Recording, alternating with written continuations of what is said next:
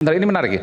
Artinya ini betul pertama kali terjadi bahwa ada perbedaan pandangan yang begitu tajam antara penyidik polisi dalam hal ini dengan jaksa JPU. Saya mau bercanda aja. Saya kira bukan perbedaan pandangan yang tajam, perbedaan kepentingan yang tajam, jangan-jangan.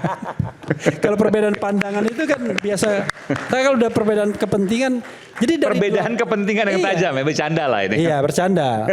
Oke, Bung Refli, sesuai janji saya, silakan. Iya, saya nggak mau ribut deh. Mau santai, mau menikmati rakyat bersuara kan.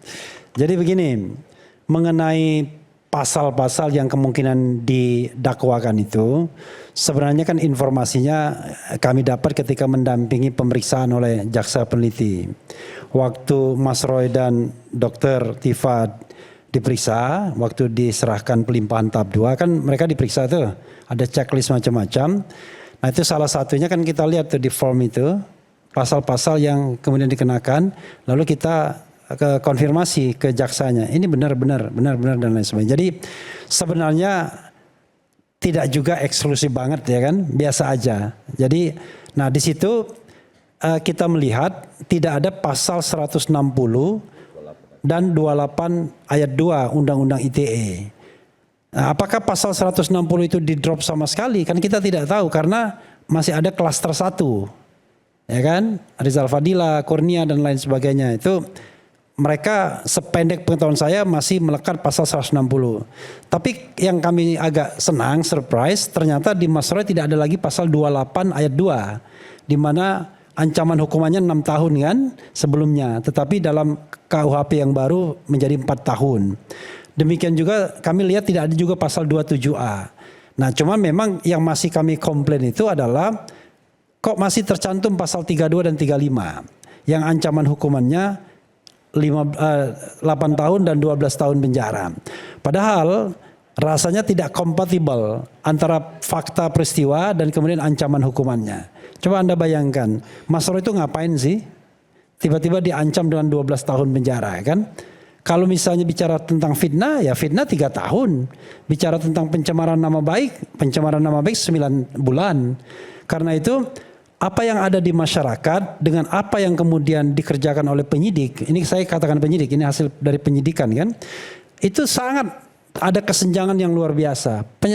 Masyarakat kan hanya mengatakan ini soal ijazah palsu, ada satu versi yang mengatakan ini fitnah, satu versi mengatakan ini 99,9% palsu. Tapi kemudian yang terjadi adalah digunakan pasal-pasal lain yang bukan pada tempatnya, karena itu untuk kejahatan ekonomi sesungguhnya. Jadi pasal 32 ayat 1 dan pasal 35 itu adalah kejahatan ekonomi di mana seseorang itu merusak dokumen orang lain atau milik publik dan kemudian untuk mendapatkan keuntungan ekonomi tentunya. Apalagi misalnya data perbankan dan lain sebagainya. Demikian juga sebaliknya. Ini ada data palsu, data elektronik palsu kemudian dijadikan seolah-olah otentik untuk menipu juga. Tentu untuk keuntungan ekonomi. Nah, ini yang kemudian kita terus fight ya. Kalau misalnya hal seperti ini kita pra-peradilankan, ya tidak salah juga karena hak kita untuk kemudian mempermasalahkan agar dalam forum pokok perkara nanti kita jauh lebih ringan masalahnya. Jadi kalau misalnya masalahnya mau kita lokalisir dengan fitnah versus keyakinan 99,9% palsu, kan itu sudah apple to apple sesungguhnya. Jadi kita buktikan di satu sisi Mas Roy bilang itu 99,9% palsu, mereka mengatakan itu fitnah. Nah itu apple to apple, tapi ketika ada pasal-pasal lain dengan 8-12 tahun penjara, nah itu yang tidak apple to apple, itu satu hal ya. Yang kedua, sebenarnya begini, kita paham betul ya, mengapa kemudian tiba-tiba ditangkap dan kemudian tidak dibantarkan, walaupun di rumah sakit, jadi tetap ditahan itu dalam status penahanan. Penyidik sudah ngomong sama saya, Bang ini nggak dibantarkan katanya. Jadi tetap dalam proses penahanan. Karena sederhana, dia ingin memveta kompli kejaksaan. Karena berdasarkan track record selama ini, kalau misalnya sudah ada penahanan dari penyidik, biasanya dilanjutkan oleh kejaksaan. Tetapi jangan lupa, dalam KUHP ini masing-masing punya otoritas. Jadi makanya kita tidak mengatakan ini penangguhan penahanan. Ini Mas Roy itu tidak ditahan, bukan penangguhan penahanan. Ya. Karena penahanan di Polda Metro Jaya atau penyidik sudah berakhir ketika kemudian diserahkan tahap 2. Ketika diserahkan tahap 2, jaksa memilih untuk tidak menahan. Sebagai kompensasinya, Mas Roy disuruh wajib lapor. Ya nggak apa-apa. Jadi wajib lapor setiap Senin ya. Sudah dijalankan sekali. Tetapi jangan lupa, sebenarnya kejaksaan itu memang betul-betul dia tidak menahan sampai kemudian dia tidak memiliki waktu lagi. Tanggal 22 Juni itu dilimpahkan Mas Roy, pelimpahan tahap 2, tapi 22 Juni juga kasus itu sudah dilimpahkan ke Pengadilan Negeri. Sekarang otoritasnya di Pengadilan Negeri Jakarta Timur. Jadi betul-betul mereka cuma sekadar lewat saja. Tetapi dalam lewat tersebut mereka sudah siap dengan semua hal itu. Soal pelimpahan dan lain sebagainya. Jadi menurut saya kita ya kalau di Rakyat Bersuara berdebat itu memang kebutuhannya pemirsa untuk rame-rame. Tapi kebutuhan persidangan ke depan tentu kita ingin konsentrasi ya. Nah karena itu sebenarnya itulah sebabnya mengapa tindakan penyidik ini kita protes melalui forum pra peradilan. Karena begini, keinginan untuk membawa kembali Mas Roy ke rutan Polda Metro Jaya tinggi sekali sampai penyidiknya membisikin saya kan, Bang, ini nanti akan dikembalikan ke sini. Loh, dari mana taunya? Ya pokoknya ada lah informasinya. Ini di rumah sakit waktu itu? Bukan, waktu di Rutan. Dari mana taunya saya bilang? Enggak ada lah. Dan terakhir ya udah dari saya aja, anggap aja katanya. Nah, karena itulah kemudian kita bertanya-tanya, bukan curiga ya, bertanya-tanya. Mengapa kemudian ketika menyerahkan Mas Roy dan Dr. Tifa, penyidik tidak segera pulang? Mobil tahanan dan semua aparat ada di sana sampai kemudian confirm pada pukul 4 lebih. 2 kali kita sholat zuhur, sholat asar di sana. Confirm bahwa Mas Roy dan Dr. Tifa tidak ditahan. Barulah mereka pulang. Dan kalau dilihat wajahnya dengan perasaan sedih, dengan perasaan yang kecewa. Kan kita kemudian bertanya-tanya, kenapa kemudian, apa alasan yang adequate, yang memadai untuk menahan seorang Mas Roy? Karena kalau kita baca dari 8 alasan untuk menahan sebagaimana diatur di pasal 100 ayat 5, tidak ada satupun yang bisa dikenakan kepada Mas Roy. Misalnya, nah, ini menarik ya. Artinya ini betul pertama kali terjadi bahwa ada perbedaan pandangan yang begitu tajam antara penyidik polisi dalam hal ini dengan jaksa JPU. Saya mau bercanda aja. Saya kira bukan perbedaan pandangan yang tajam, perbedaan kepentingan yang tajam, jangan-jangan. Kalau perbedaan pandangan itu kan biasa. Saya kalau udah perbedaan kepentingan, jadi dari perbedaan kepentingan yang tajam ya, bercanda lah ini. Iya, bercanda. Dari 8 kriteria itu tidak ada satupun. Mas Roy, apakah berupaya melarikan diri? Kalau dulu dikhawatirkan melarikan diri. Kalau sekarang KUHP sekarang enggak, berupaya. Berarti ada upaya dari pihak tersangkanya. Kalau khawatir, saya mau dalamin lagi, perbedaan kepentingannya apa? Nah, antara penyidik sekarang pertanyaannya, dengan jaksa. Ya, saya kira ahli-ahli analisis politik harus ditampilkan di sini. Oh jadi Aiman ini kura-kura dalam perahu, pura-pura tidak tahu ya kan. Jadi kita tidak mungkin kasus seperti ini tidak ada dimensi politiknya, pasti ada dimensi politiknya. Tetapi saya tidak ingin terjebak pada sebuah spekulasi. Makanya kemudian kita challenge dari jalur hukumnya. Misalnya begini. Apakah penyidik itu, maaf kata ya, saya mau katakan bodoh agak bingung ya. Begitu cerobohnya, ceroboh aja ya, ceroboh asap. Begitu cerobohnya ketika dia membuat surat penangkapan dan penahanan. Yang tidak bisa dilaksanakan. Makanya kata Mas Didi tadi itu keterangannya palsu yang masuk di situ. Karena dalam surat penahanan misalnya dikatakan 1 kali 24 jam setelah ditahan maka tersangka harus diperiksa. Kan nggak mungkin dilakukan lagi, orang sudah P21 sudah completed penyidikannya. Kan gitu. Lalu apa yang kemudian menyebabkan dia harus menahan? Alasan subjektifnya tidak ada lagi kecuali tadi alasan objektif pasal 32, 35 yang saya anggap sontoloyo tadi, ya kan? Nah, karena itu kalau kita tidak bisa menjelaskannya dari sisi hukum, karena hukumnya salah semua, maka kita bicara ini perbedaan kepentingan jadinya, kepentingan yang berbeda. Maka dalam konteks ini saya mengatakan tidak menahan itu jauh lebih menghargai hak asasi manusia, lebih punya aspek humanisme dan lebih hormat kepada yang namanya asas presumption of innocence. Jadi bukan presumption of guilt.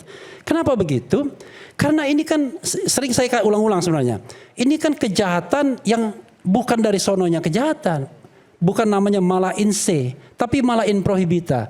Jadi kalau misalnya Mas Roy ini perampok, pembunuh, pemerkosa, teroris dan lain sebagainya, wajar ditangkap. Karena kemudian ada satu kekhawatiran yang luar biasa adalah mengulangi perbuatan. Tapi ini ranah tentang perbedaan pendapat. Dia meneliti sebuah dokumen ijazah mengatakan 99,9% palsu. Lalu kemudian mau ditangkap. Negara demokrasi macam apa kita? Mau ditahan. Ya kan? Padahal masih banyak tuh koruptor yang berkeliaran. Bahkan ada yang sudah inkrah pun enggak juga ditahan. Tidak juga dimasukkan ke lapas. Dan kalau kita bicara tentang misalnya perjalanan kasus Rasman itu baru masuk penjara ketika sudah inkrah. Haris Azhar dan Fathia tidak pernah ditahan juga. Dan lawannya juga tidak ringan, Luhut bin Sarpanjaitan. Dan pada waktu itu Luhut dan sampai sekarang masih berkuasa. Tetapi tidak ditahan. Dan pasal yang dikenakan terhadap Azhar dan kemudian Fathia itu adalah pasal yang wajar. Yaitu pasal mengenai fitnah dan pencemaran nama baik. Yang ancaman hukumannya pada dalam konteks yang dulu adalah 9 bulan dan 4 tahun. Sekarang 9 bulan dan 3 tahun. Sehingga mereka memiliki room, memiliki kebebasan untuk mempersiapkan materi pembelaan ketika di sidang. Coba bayangkan seandainya Mas Roy ditahan. Kan susah. Bagaimana dia kemudian mempersiapkan dirinya untuk menghadapi persidangan. Karena persidangan ini bukan mempertanggungjawabkan perbuatannya dalam konteks mala in se tadi. Hanya mempertanggungjawabkan opini penelitian dia. Karena itu dia harus diberikan kesempatan untuk mempersiapkan preparation yang baik. Mungkin slide dan lain sebagainya. Apakah itu bisa digantikan oleh katakanlah lawyer? Bisa. Tapi kan lawyer tetap saja memiliki keterbatasan. Kita barangkali menonjol dalam aspek hukumnya. Tapi dalam aspek substantif materi kasus ini, ya tentu Dr. Tifa dan Mas Roy jauh lebih tahu. Ketika misalnya Dr. Tifa bicara tentang matematika Bayesian misalnya, ya tentu dia jauh lebih powerful untuk menjelaskan ketimbang lawyer-lawyernya. Jadi menurut saya, ya oke lah kita masih dalam tanda kutip berpesta di rakyat bersuara, teruslah berdebat. Tapi intinya ini sudah masuk persidangan dan menurut saya posisinya menjadi win-win lah. Bukan win-win solution tapi win-win. Ya, tapi ada perbedaan antara perdebatan di sidang. Sidang pasti ada perdebatan juga. Iya. Dengan perdebatan di jurnalistik. Oke, Perdebatan di jurnalistik tentu mencari sebuah kebenaran dari sisi nurani, bukan dari sisi pasal-pasal. Oh iya. Kita iya. tidak berbicara soal pasal, meskipun argumentasi dan perdebatan mungkin riuhnya akan sama juga. Iya, oke. Saya lanjutkan. Biasanya Aiman kalau saya kritik dia mulai menjawab. Jadi karena itu menurut saya ini posisinya win-win, ya. Win-winnya apa? Dari sana senang sekali pokoknya ini masalah P21 dilimpahkan. Senang sekali kalau melihat Mas Roy akhirnya jadi terdakwa, ya kan? Saya tidak tahu kenapa. Orang senang sekali kalau orang terdakwa ditangkap dan lain sebagainya atau ditahan. Oke lah, nggak apa-apa. Barangkali karena punya standing yang berbeda. Tapi di sisi lain, Mas Roy pun juga merasa senang karena akhirnya tidak ditahan. Itu jauh lebih baik dibandingkan ditahan. Kalau ditahan, itu sudah pasti akan salah, akan dikatakan bersalah. Tidak mungkin kemudian dibebaskan kalau sudah ditahan. Itu praktik yang terjadi. Minimal akan dihukum sesuai dengan masa tahanan yang ada. Ya. Akan dibebaskan. Nah, karena itulah saya sebagai lawyer sangat senang ketika kemudian Mas Roy tidak ditahan. Artinya, kalau tidak ditahan, doakan kawan-kawan semua, ada kemungkinan untuk memenangkan pertarungan ini, ya, dan kemudian Mas Roy dibebaskan, Oke. atau dinyatakan tidak bersalah. Tapi kalau ditahan, game is over. Paling tidak akan ditahan atau akan divonis berdasarkan masa tahanan ada. Setidak-tidaknya itu yang ingin saya sampaikan. Sedikit tambahan, Mas Aiman. Silakan. Jadi gini, kenapa malam hari ini saya sangat merindukan Dr. Eng Rismon Hasilasi ini para Eng itu palsu. Karena dia yang harusnya bertanggung jawab terhadap pasal 32 dan 35 itu. Saya bocorin saja. 32 35 adalah soal 32 35 yang ITE itu yang hukumannya tinggi. Mengubah segala macam. Ya. Ketika kami di BAP mulai dari BA klarifikasi, BA saksi, BA tersangka. Saya dan Dokter Tifa kebetulan tuh sangat paham dengan pertanyaan-pertanyaan itu. Dan kami mengatakan itu salah lokus deliktinya, salah tempus deliktinya. Berubah-ubah. Tadinya kami ditanyakan peristiwa tanggal 26 Maret 2025. Maju tanggal 22 Januari 2025. Terakhir bahkan tanggal berapa tuh? April berapa itu. Ya.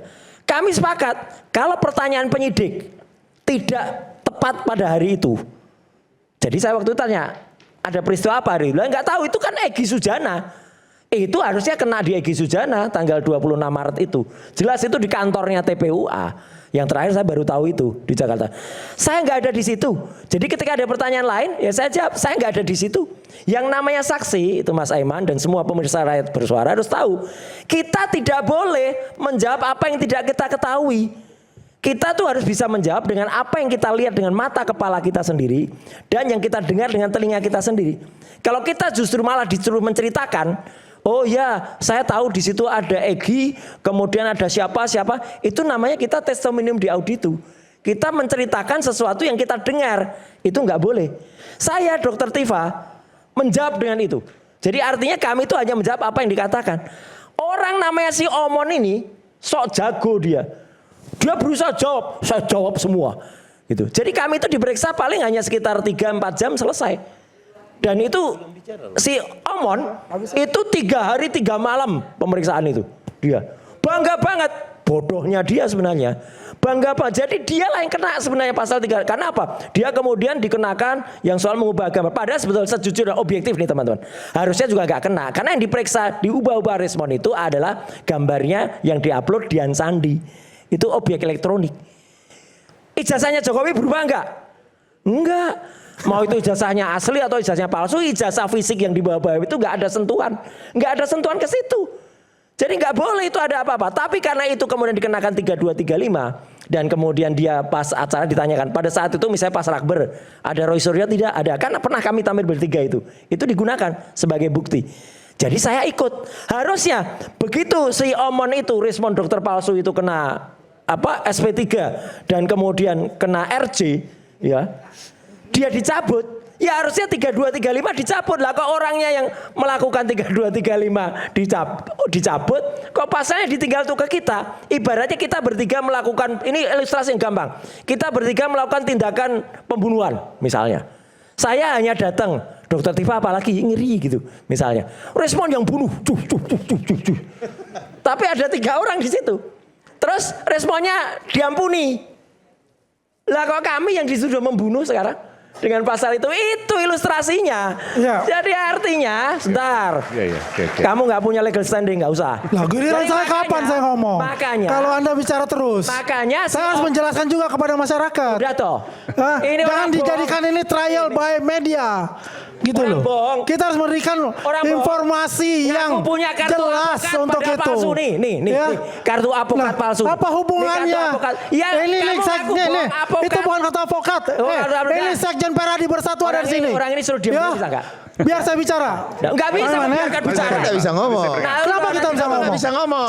Kenapa? Jadi gini Mas Aiman. Anda mengatakan untuk respon itu, Anda sendiri melakukan juga yang namanya manipulasi data. Gak usah lah. Bagaimana ijazah dibandingkan dipotong-potong?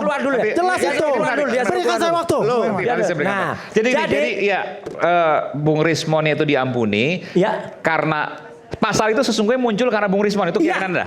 Nanti bisa dijawab oleh Bung Rifai. Dan gini, artinya sekarang pasal mengubah-ubah dokumen elektronik itu ada di Bung Rismon. Iya, Bung karena dia dituduh oleh si Joshua Sinambela yang jadi ini balik lagi. Kita dengar. Ini balik lagi. YouTube-nya Joshua Sinambela. Dia menjelaskan dengan detail banget soal itu, mengubah itu. Ya itu clear. Yang paling berat itu dia. Kalau dia ternyata RJ dan kemudian sudah di SP3. Lah itu tadi yang membunuh paling keras itu dia. Ya. Sedangkan 3 ini tidak, yang 2 tidak. Makanya malam hari ini seluruh pemirsa Indonesia menyaksikan respon Hasyolan Sianipa itu sudah dipasang di bannernya iNews. Harusnya dia datang malam ini. Pengecut respon gak datang, dokter palsu itu gak datang. Itu. Terima kasih. Bu Rifai, bentar. Mau jawab dulu soal ini. Nanti baru. Ini karena pasal 3235 kan LP-nya Pak Jokowi, jadi izinkan juga memberikan klarifikasi. Silakan. Dengan Kalau satu, lawyer asli silahkan. dengan tetap menghormati asas praduga tak bersalah. Ya, jadi sampai hari ini belum ada yang dinyatakan bersalah.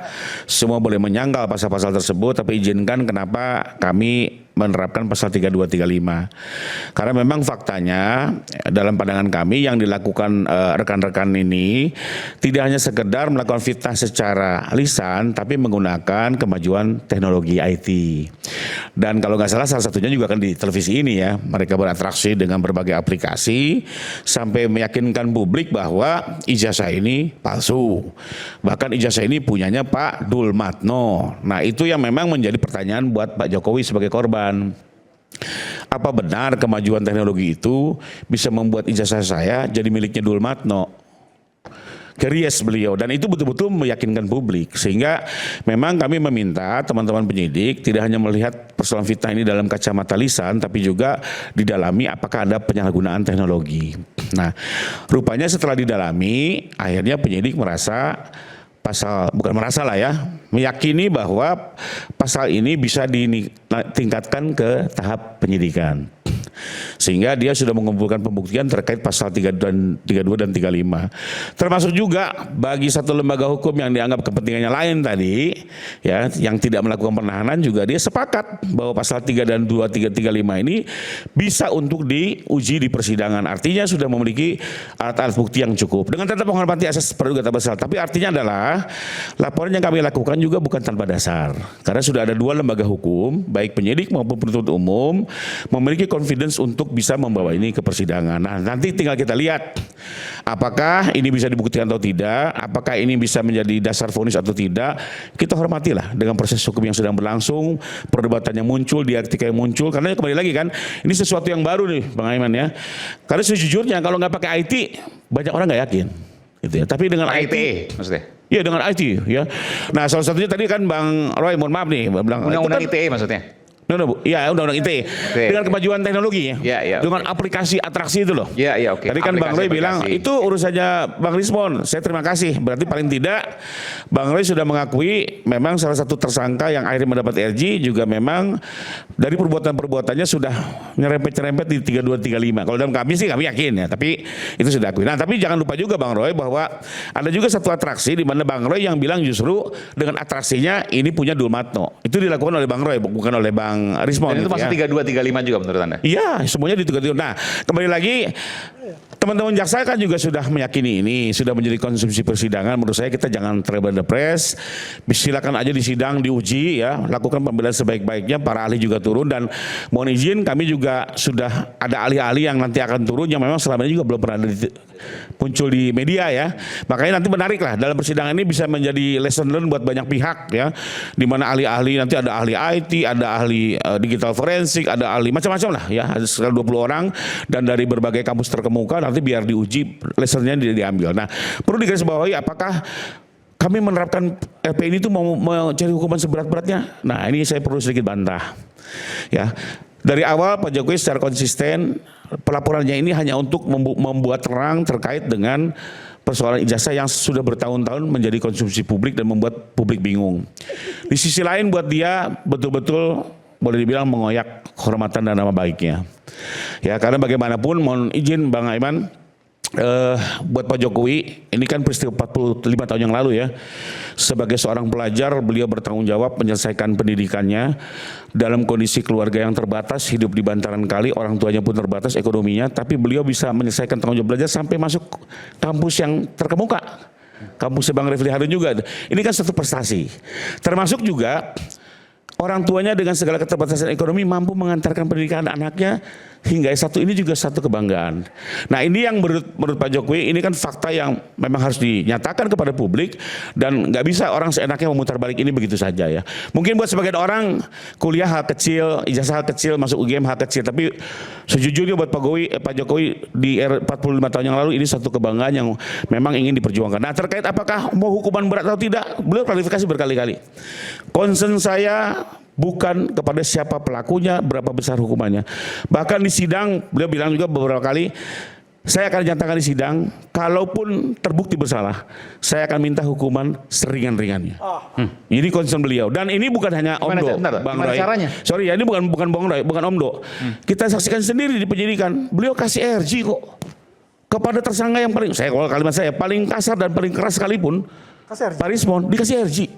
Artinya bukan itu yang dia cari. Dia bukan menang kalau orang masuk penjara. Nah, jadi jangan pernah khawatir dengan pasalnya. Kebetulan pasalnya berat. Tapi nanti kita lihatlah. Waktu akan menjawab. Apakah itu yang dituju oleh Pak Jokowi? Bentar gini. Ini kan 12 tahun. Gimana kemudian nanti ketika persidangan berjalan lalu Pak Jokowi bisa mempengaruhi pasal tersebut hukumannya? Bang, hari ini KUHP yang baru. Nah ini biar oke, silakan. Salah satu keistimewaan KUHP yang baru itu orientasinya tidak lagi pemenjaraan, Bang. Ya, hukumannya itu sudah sangat berubah jauh ya.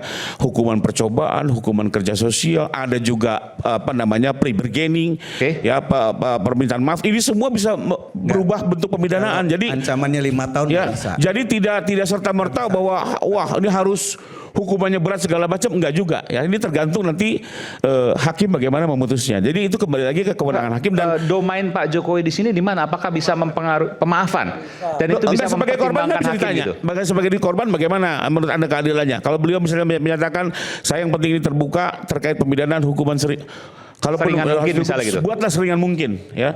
Itu akan menjadi catatan buat hakim. Di banyak sidang pun seperti itulah. Ini kan kita sudah verifikasi beberapa kali. Jadi ini menjadi concern dan ini bukan Omdo, Bang. Iya. Diberikan RJ seorang Rismon. Saya orang yang sorry aja waktu itu dalam posisi tidak setuju. Tapi diberikan RJ dan itu masuk Bung kloter Rifai sempat nggak setuju waktu Bung Rismon diberikan ya, RJ? karena di kloter pertama nggak bersikap. Bang Egy, Bang DHL, mohon maaf loh, mereka ini justru pionirnya ya. Sebelum teman-teman ributin ijazah, mereka 2023 menggugat, ketemu saya juga di Jakarta Pusat gitu ya. Nah ini pionirnya aja udah mundur, yang lain masih tim riang terus sibuk ya. Udah mau deket ujung, masuk lagi Bang Rismon. Ini orang kok serius atau enggak kan begitu kan? Tapi ya kembali lagi Pak Jokowi begitu legowonya. Artinya ini bukti, ini fakta. Bukan itu yang beliau cari ya. Jadi beliau tidak cari menang kalah. Beliau ingin persoalan ini soal terang benderang, publik lagi tidak terhasut dan mudah-mudahan persoalan jaksa ini menjadi clean and clear. Only that. Jadi ini perlu dikasih tahu. Sedikit. Begini. Jadi kalau RJ di pengadilan itu kita melihat 361 huruf D ya, pasal 361 huruf D udah tidak mungkin. Dengan menggunakan KUHP baru, artinya tidak bisa RJ di pengadilan karena bukan RJ tapi memberikan permohonan kepada hakim, tolong Mas Roy, Dr. Tifa jangan dihukum berat-berat, ringan aja. Menurut apakah Pak Jokowi bisa menyampaikan itu dan dipertimbangkan oleh hakim? Itu pertimbangan hakim adalah independen, nggak bisa. Tapi saya perlu tadi garis bawahi ada beberapa hal. Itu kalau yang namanya pelapor tidak pernah bisa mengajukan ahli. Saya agak bingung tadi. Ahli diajukan pelapor, yang bisa adalah dari tersangka atau terdakwa. Jadi itu nggak ada. Jadi makanya saya lagi bingung. Ini pelapornya mengajukan ahli dari mana? Kalau saya jelas, saya diajukan oleh Mas Roy, gitu loh. Jadi kami telah mengajukan ahli. Tadi itu kan pelapor. Nggak ada itu hukumnya. Makanya jadi bingung saya tadi. Saya pengen nanya. Satu, yang kedua, ini pasal 35. Ini saya bacakan nih. Setiap orang dengan sengaja dan tanpa hak atau melawan hukum melakukan manipulasi, penciptaan, perubahan, penghilangan, pengerusakan informasi elektronik dan atau dokumen elektronik dengan tujuan agar informasi elektronik dan atau dokumen elektronik tersebut dianggap seolah-olah data yang otentik, bukan menjadi milik orang lain. Tadi dibilang kan tuduhannya menjadi miliknya siapa tadi? Dulmatno. Nah, itu bukan, ini menjadi otentik. Jadi harusnya aslinya itu seolah-olah palsu atau tidak otentik menjadi otentik. Jadi perbuatan Mas Roy itu keliru ditafsirkan dan itu nanti menyesatkan peradilan. Ada ancamannya 278 termasuk pada aparat penegak hukum, dibaca itu. 278 KUHP. Ada. Jadi itu adalah menambahkan pasal yang memberatkan atau bahkan meringankan kalau dia bermain. Itu ada ancamannya. Ini ujian penggunaan KUHP baru dalam persidangan yang sangat dilihat oleh publik. Betul. Jadi ini jelas. Kalau tadi dibilang Mas Roy menyebabkan, katakanlah saya ikutin. Itu ijazahnya Pak Jokowi dibikin jadi milik orang lain. Bukan pasal itu. Jadi ada orang punya dokumen atau informasi atau apa yang tadinya itu seharusnya tidak otentik menjadi otentik. Itu esensinya. Nah, inilah penyeludupan pasal. Nah, itu menyesatkan peradilan. Itu diancam 278. Kalau itu juga dilakukan oleh penegak hukum, ada ancamannya. Ada ancamannya 9 tahun penjara. Kalau memberatkan atau meringankan, sepertiga lagi ditambah. Jadi kalau itu 12 tahun, kena ini siapa ini yang membuat pasal itu, gitu loh. Saya mau objektif. Dan saya memang diajukan oleh pihak tersangka. Saya memberikan keterangan di situ. Dan satu lagi yang penting. Penerapan pasal 310, 311, saya pernah bicara juga di Gelar. Itu nggak bisa sebenarnya. Karena apa? 310 artinya Mas Roy mencemarkan nama baik. 311 mencemarkan nama baik dengan fitnah. Jadi yang satu, Mas Roy benar ngomongnya, tapi dia mencemarkan nama baik orang. Yang satu dengan kebohongan. Dengan kebohongan. Artinya kalau begitu kita harus terjemahkan, kalau 310 ini pelapornya siapa? Pak Jokowi. Berarti dia mengakui ijazah dia palsu. Kalau 311 ini fitnah. Nah, itu harus dimaknai begitu. Penegakan hukum, jangan kita oh ini nanti diputusnya begini, boleh juga itu apa. Bung Rifai pernah ngomong sama saya begitu. Biar nanti kamu nggak bisa begitu. Kita harus sekarang profesional sekarang. Mulailah dengan good governance, dengan comply dengan peraturan. Ya, jangan lagi. Ya, terima kasih. Oke, kita kembali saat lagi, nanti saya berikan kesempatan untuk Bung Andi Azwan dan yang lain sesaat lagi di Rakyat Bersuara.